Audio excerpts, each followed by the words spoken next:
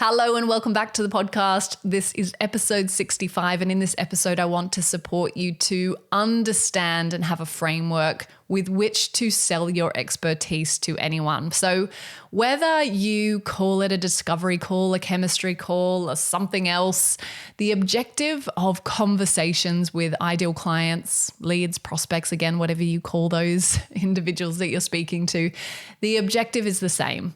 The objective is to find out if and how you are able to help that person. That is your goal. That is your part of the transaction, of the equation of having a sales conversation. Your goal is to figure out if and how you might be able to help somebody. And in that order as well.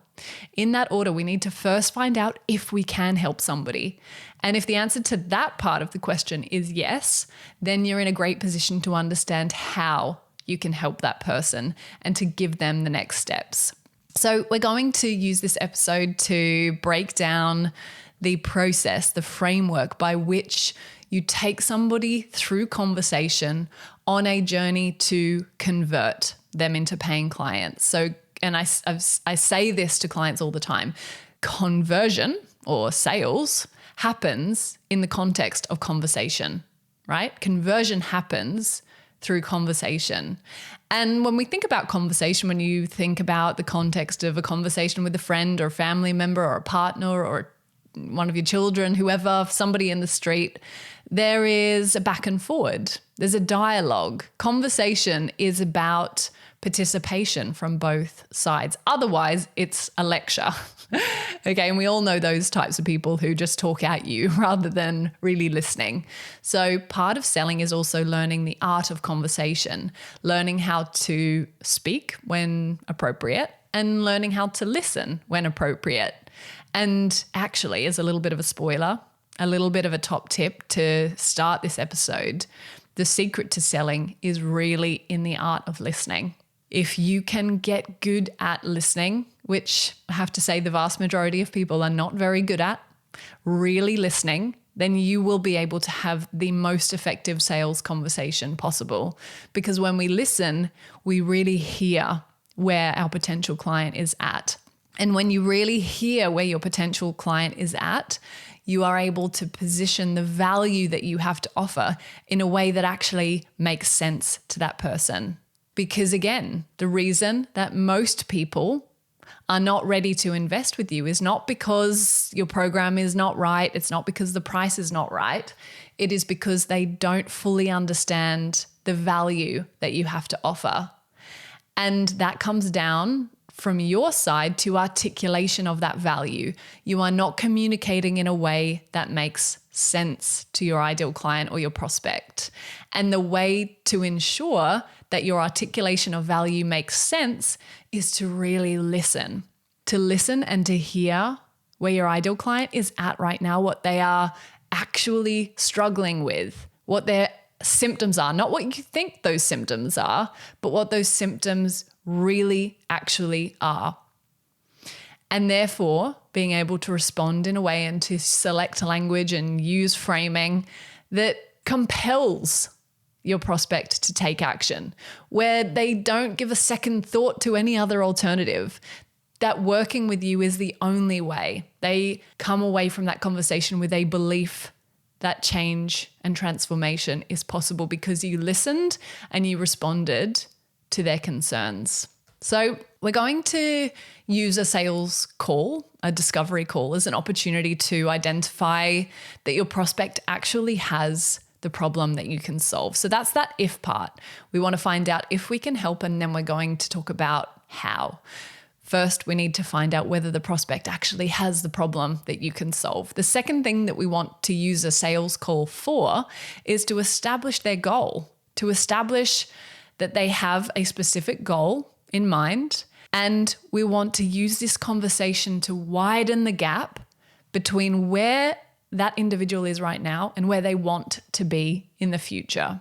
We call that widening the gap because we're trying to help this individual to see that they aren't where they want to be, but that the goal that they have in mind is possible for them. But currently, there's a gap between where they are and where they want to be. Some people live in the illusion that they are where they want to be, or that it's closer than they think it is. And your job is to show them that there are steps that are needed to be taken in order to get to that goal. Now, on the point of their goal, this is where listening comes into play.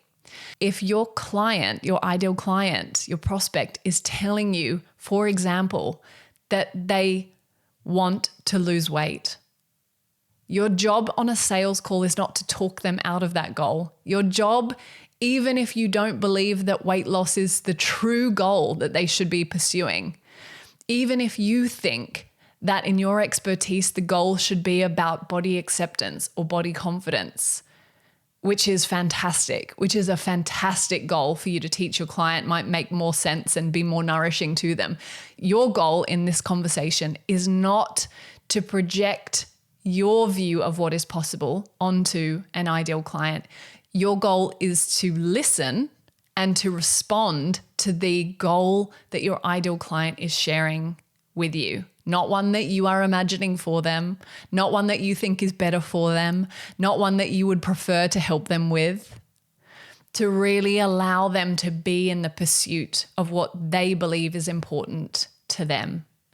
And again, that doesn't mean that once you get into a transactional conversation or once you get into a paying program working with that client that you won't teach them that there is a better way of thinking about it. That might happen later on. But right now, your job is not to make somebody wrong for the goal that they have. So we're going to use a sales call to establish their goal and then widen the gap between where they are right now and where they want to be. Your job on a sales call is also to find out what is broken. What have they tried before that hasn't worked? And the reason that we want to do this on a sales call is because this individual has come to you probably, most likely, having tried a whole bunch of different things before and felt disappointment and frustration and disillusionment that those things didn't work. So you're kind of on the back foot in that scenario, especially when it comes to issues of health and well-being. Okay, I've tried to resolve my IBS before. I've cut out gluten for a couple of months. It didn't make a difference. Okay, and I'm obviously just using that as an example. Or I tried meditation and it wasn't for me and I still can't sleep at night.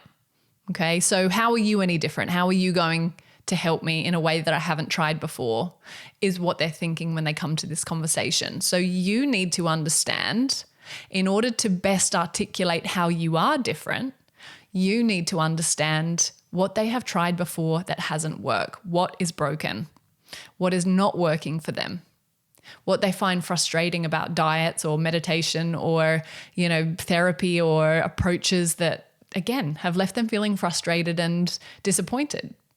You need to establish in a sales conversation the need for support. So is this a now thing? Is this something that your ideal client in this scenario really wants to solve? Or is it some far off goal that they don't believe is possible right now? In which case it might not be the right time for you to support them.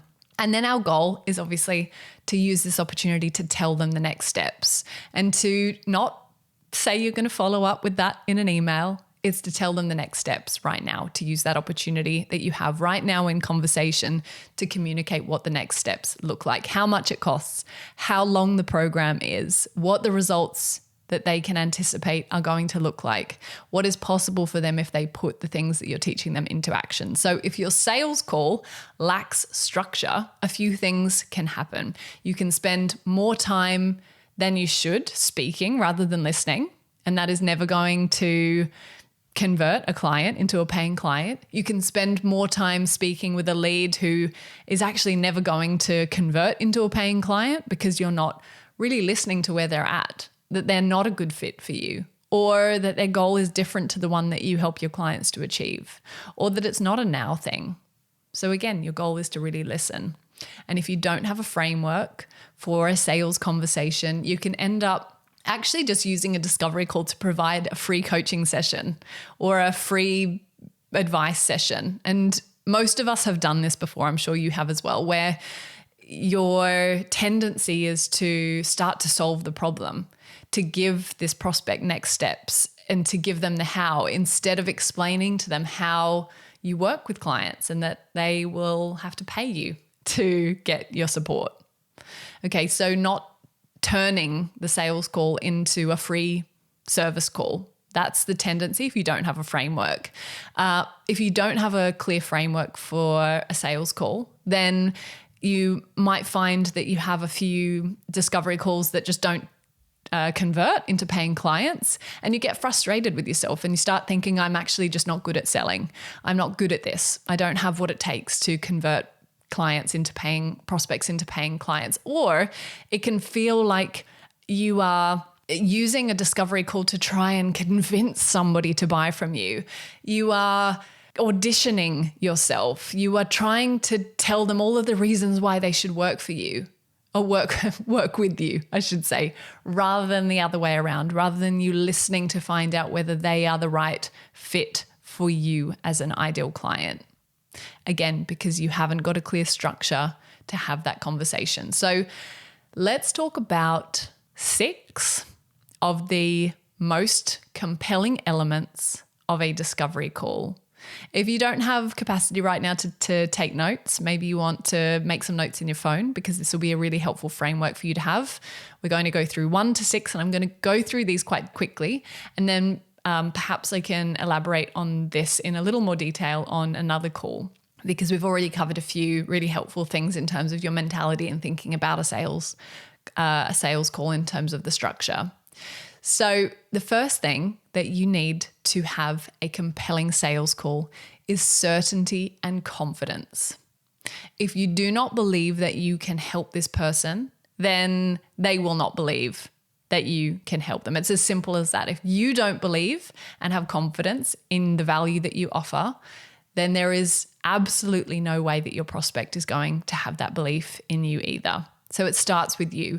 It starts with you asking a lot of good questions. That's number 2, asking a lot of good questions. Number 3, being an active listener, being good at listening and hearing and not wanting to jump in and solve the problem then and there. You're going to do more of the listening than you are of talking in an effective sales call. You're going to want to maintain a high energy. People will buy from you because they believe in your confidence, and they believe that you have the energy to get them through when they can't get themselves through. And believe me, they have tried, and this is the potentially last straw. This is their very last attempt at solving this problem. It lies with you. That responsibility lies with you. So your energy is important. In fact, it's critical. And number 5 is that you're using every opportunity in that conversation to dig deeper, to go deeper. What is the next layer of this? Again, you do that through asking effective questions. And the final thing that makes a good sales call, makes a compelling sales call, number 6, is that you're using their words, their language to reflect that conversation back to them, to reflect your takeaways and to communicate how you can help, that you're actually using their language. Like I said before, if their goal is to sleep well at night, don't start telling them that you're going to help them to run a marathon in 5 months' time. If they just want to be able to sleep well through the night, meet your potential client where they are and assure them that you can help them to achieve their goal, not the goal that you think is possible for them. It doesn't mean you can't stretch their imagination and let them know that there may be more that they could achieve, but it's respecting and celebrating and affirming that what they want is not only possible, but also a really valid and empowering goal to be working on, and that you can support them to get there.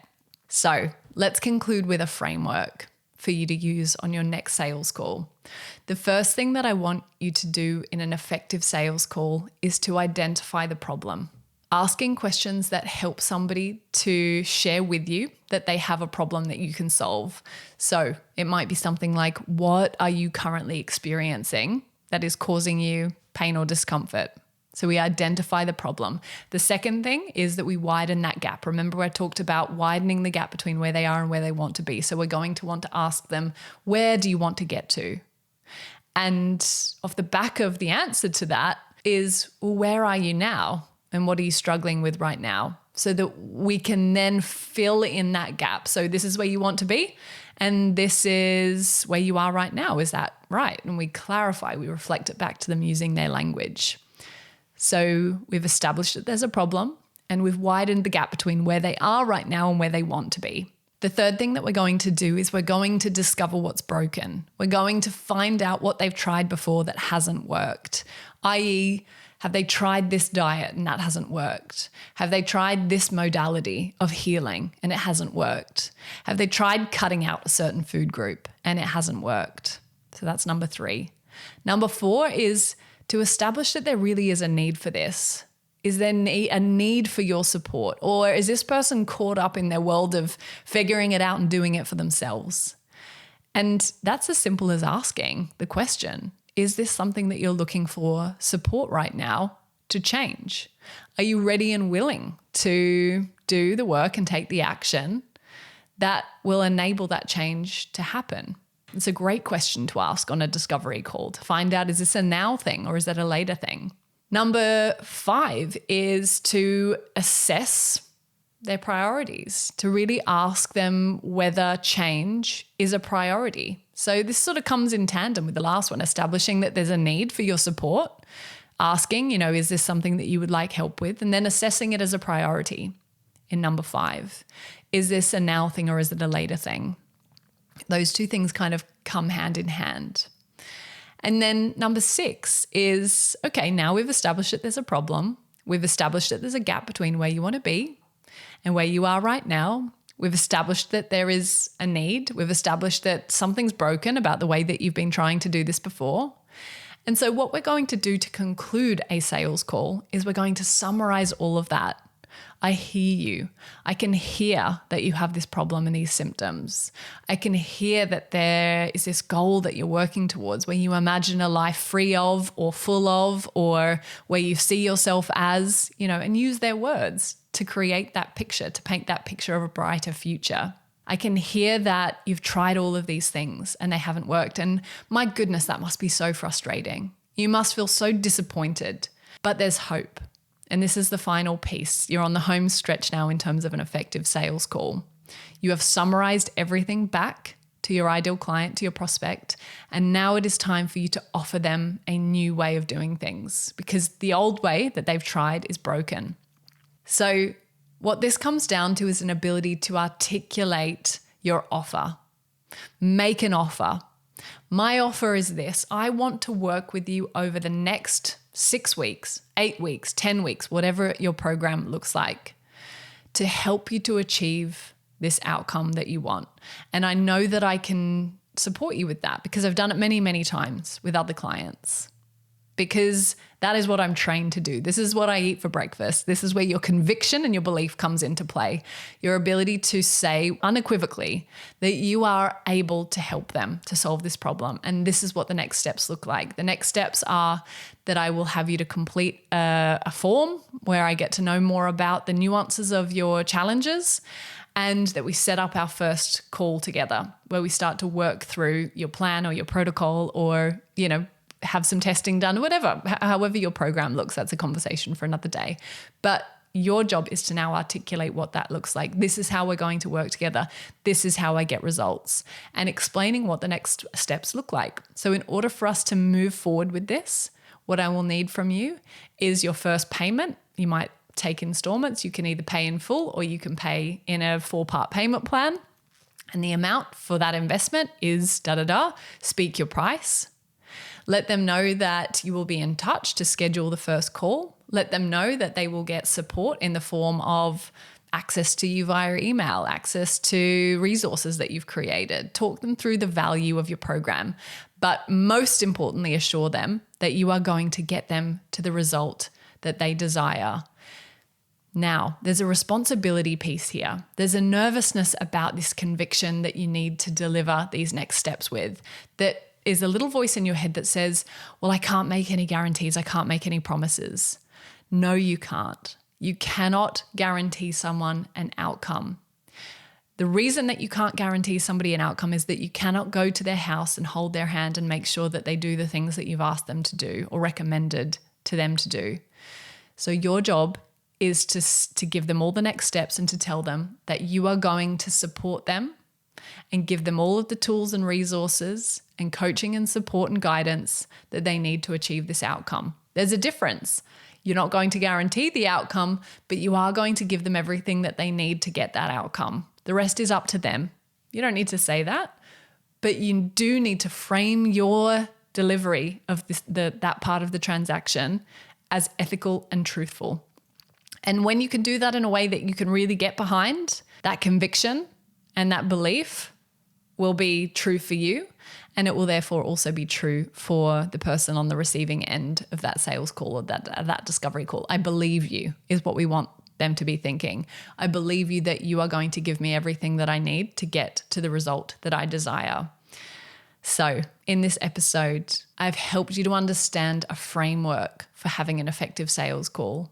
You now understand the principles of an effective sales call, who you need to be, how you need to show up, the energy with which you need to be articulating your value. It's not a price thing. It's not a program thing. It's not what's included. The secret to an effective sales call is your conviction and your belief, is your ability to listen and to reflect back what that person needs and wants to hear, and your ability to articulate the next steps in such a way that it becomes a no-brainer.